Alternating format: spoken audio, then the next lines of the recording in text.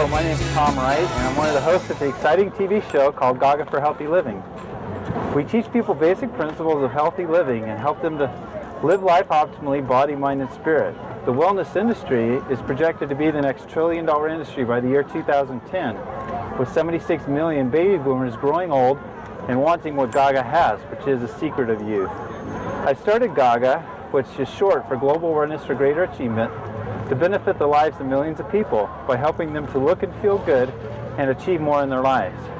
We look forward to bringing this great show to your television audience. So sit back, relax, and enjoy a few scenes from some of our previous shows. Thank you very much. How did you come up with Gaga? Okay, Gaga. What is it? Everybody says, what is that? What's that mean? And Gaga represents Global Awareness for Greater Achievement. And basically what we're trying to do is teach people how to live healthier lives, body, mind, and spirit. And Dr. Lockhart here, she's been my inspiration. I graduated from Brigham Young University in '92 in physical education. She was one of my undergrad professors.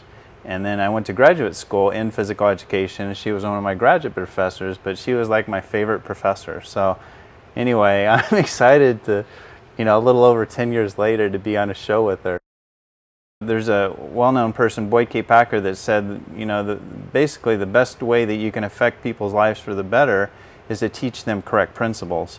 And I think a lot of times in today's world, there's so many different things going on out there. It's like everybody's, a lot of it revolves around money. They're trying to make money off certain things and a quick fix and things that don't really work long term.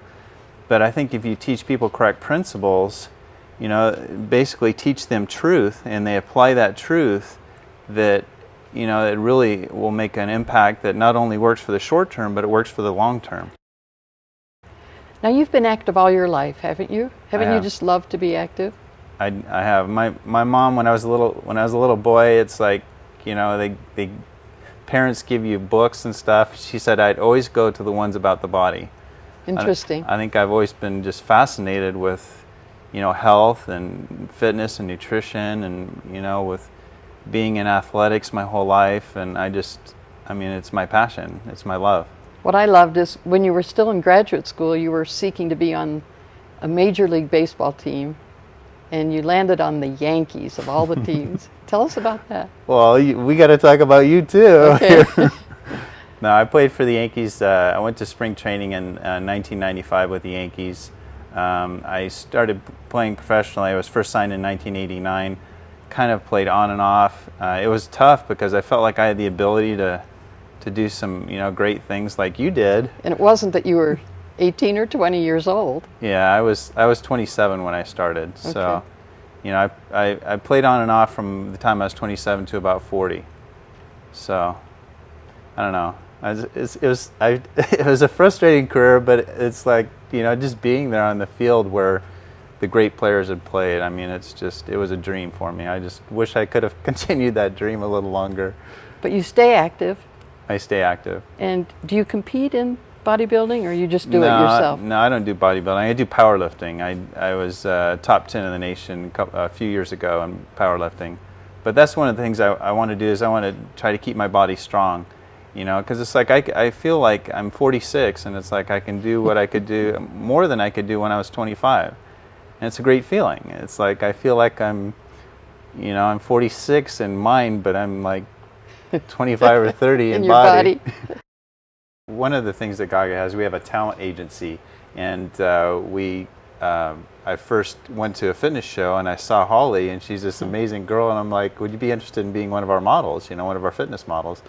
And anyway, she came into the office and she brought Mike in, but before she came in, I said, so you're married? And she said, yeah. And I go, do you have like a good relationship with your spouse? Like, does he support you in your fitness? And she just went on and on about what a great relationship they have. And I just thought, these are the kind of people that I want to associate with, I've been a personal trainer for 20 plus years, and that's probably one of the hardest things you'll ever overcome are people's habits, the things that they've grown up with. And so, it's just really hard to overcome those things, that they're ingrained in them from the time they're small. And that's why I'm so pro sports and pro movement and just, getting out and moving your bodies and doing something. Welcome to Gaga for Healthy Living. We have a day of indulgence today. Are we excited or what? Well, I want to know, what is this you have on the table? It's part of the indulgence. Today we have chocolate, we have ice cream, we have a walking video with Mike and Holly, and we have Dr. Warren here, and we have Dr. Armstrong. There's such a need in our country for that preventative approach.